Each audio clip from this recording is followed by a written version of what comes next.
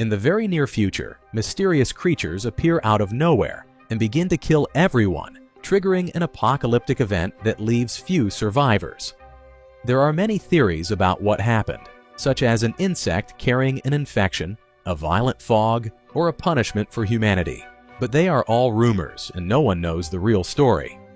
In the city, Paul was out looking for supplies when suddenly the sirens began to sound. He immediately started running, taking the stairs, hiding when necessary, and moving away from any screams as the city became covered in a rather strange smoke. Paul arrived at an abandoned house to meet up with his children, whom he had to take care of alone. 15 years later, Paul's children had grown into healthy teenagers living in the same house.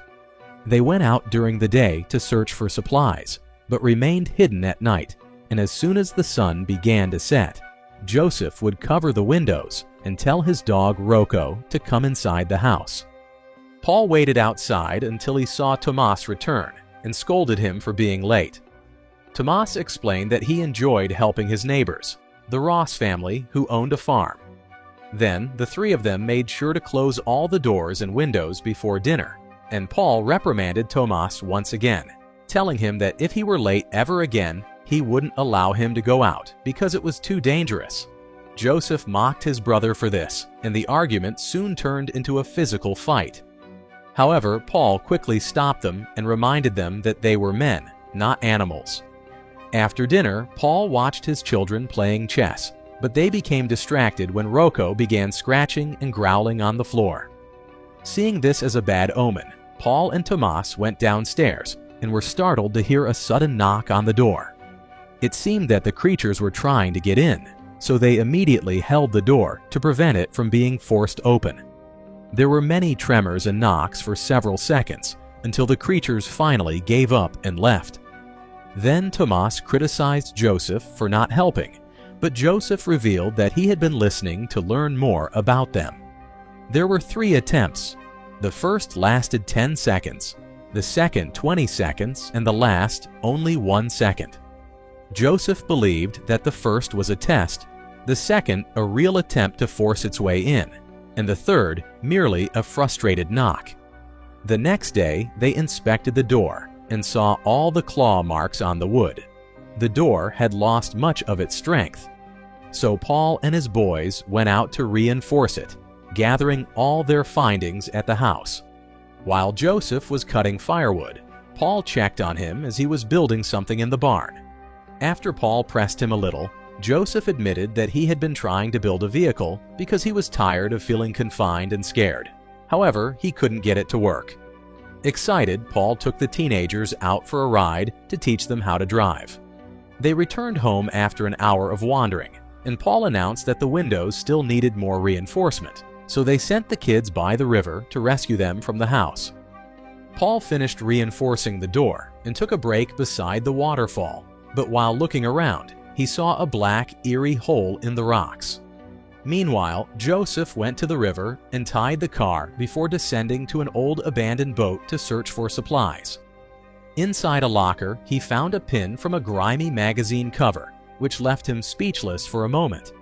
Then he looked further inside and was suddenly startled when a swarm of insects emerged from a pile of garbage, flying around him and trying to reach his skin, so he had to leave quickly.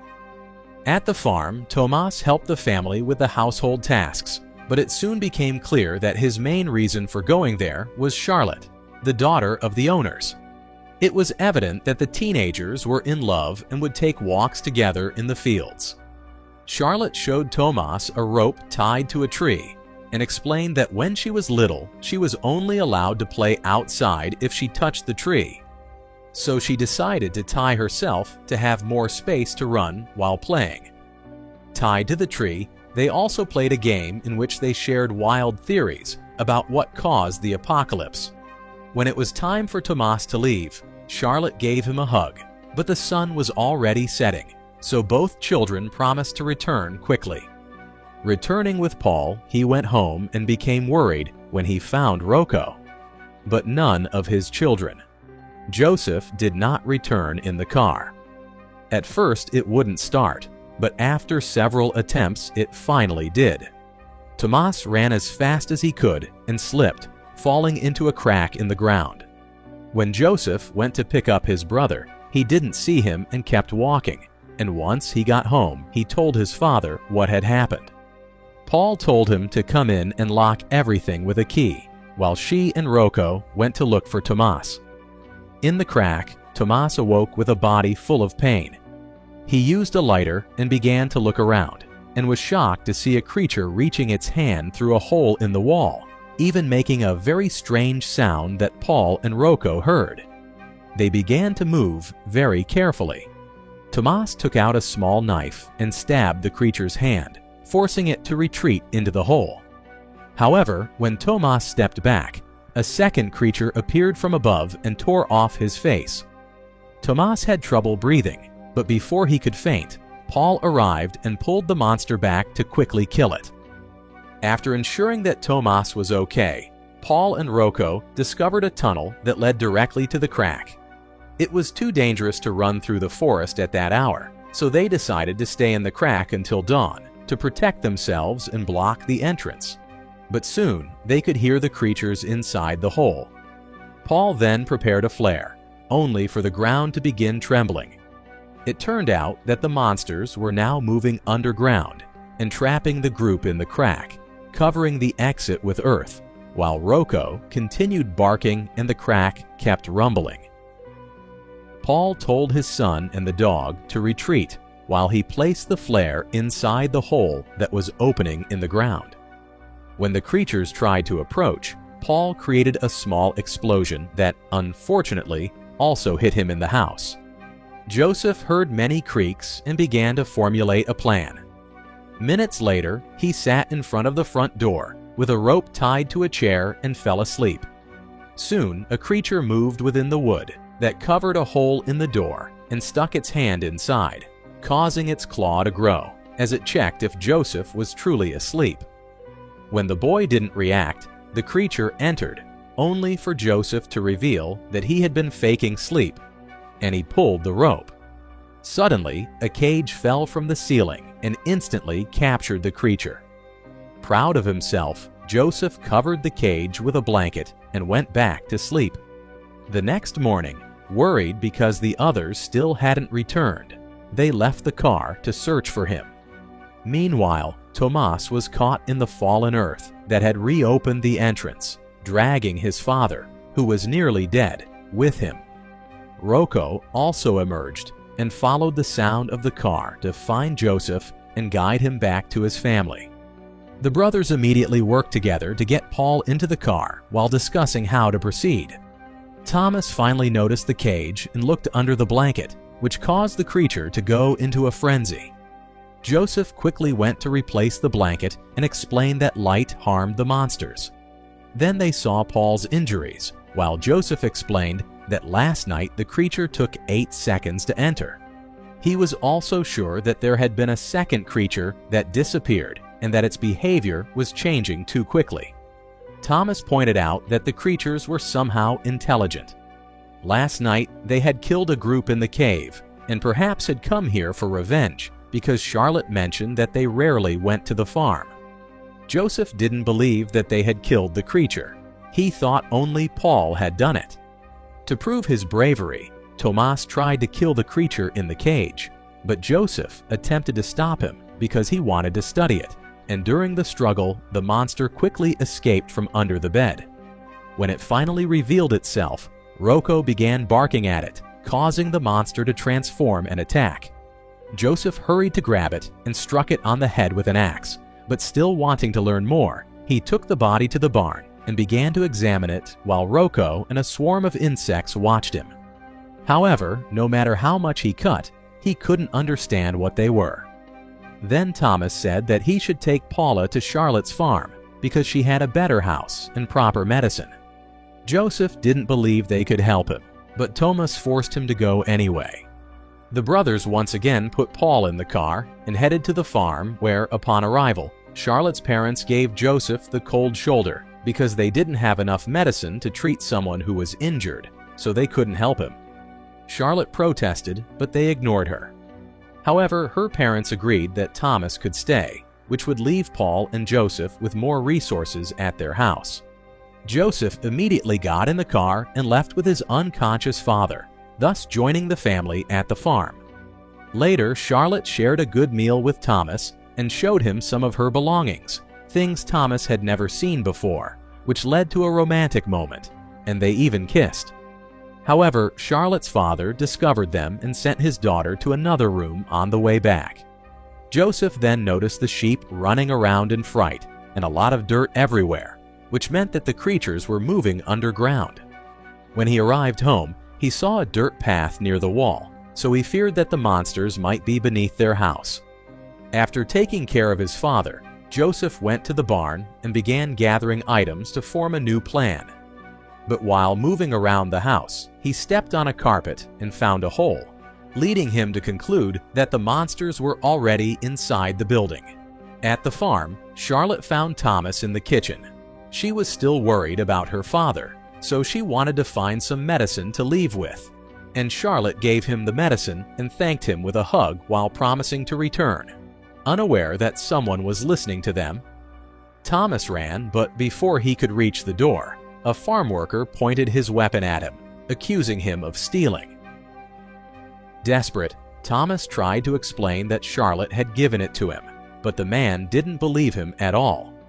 All the employees then gathered and dragged Thomas to the barn, where they played music to cover up what they were about to do. They grabbed Thomas's legs and one man prepared to shoot them, but at that moment, a hole appeared and the shot failed. The other men ran to see how he was doing, while a creature jumped into the hole. In the main house, Charlotte's parents woke up when they heard the noise. The father lit a candle to go investigate, only for a creature to enter the room and attack him. The candle immediately fell, causing a fire, while the monster jumped from the father to the mother, trying to kill them both.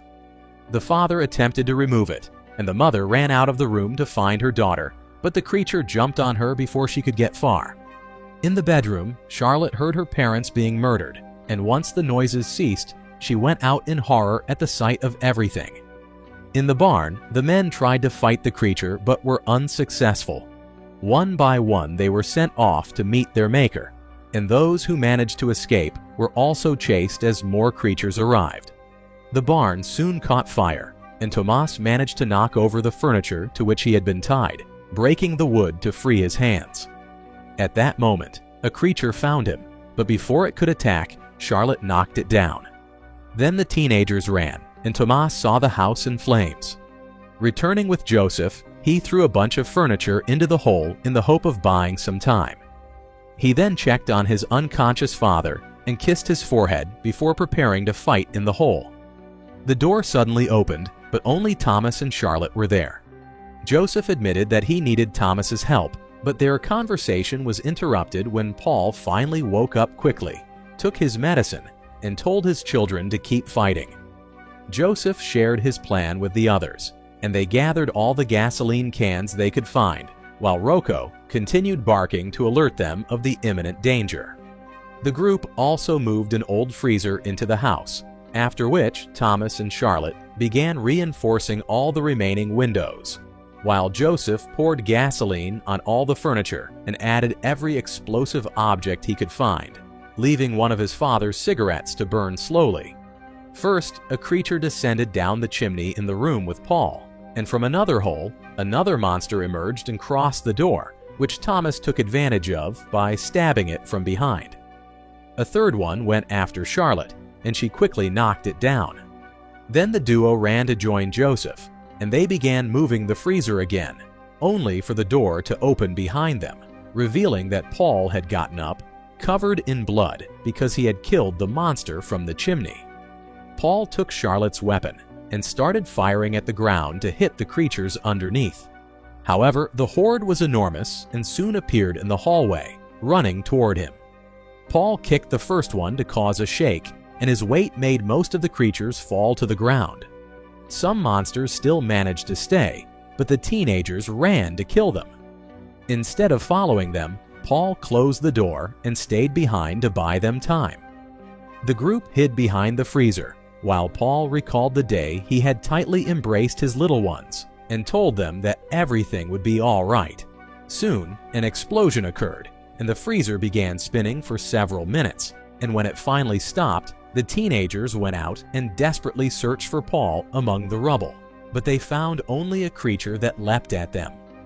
The group ran to the car and drove away while the monster pursued them, covered in fire. Charlotte's bullets had no effect, so when the monster was close enough, they struck it until it crumbled. The film ended with the three teenagers gazing at the sky and the stars for the first time at night. And finally, they gathered all the supplies they could find, buried their loved ones, and said a final farewell to that farm in order to find a new home on the Valley Farms. If you want interesting movie recaps, like, share, and subscribe to follow us for more movie recaps.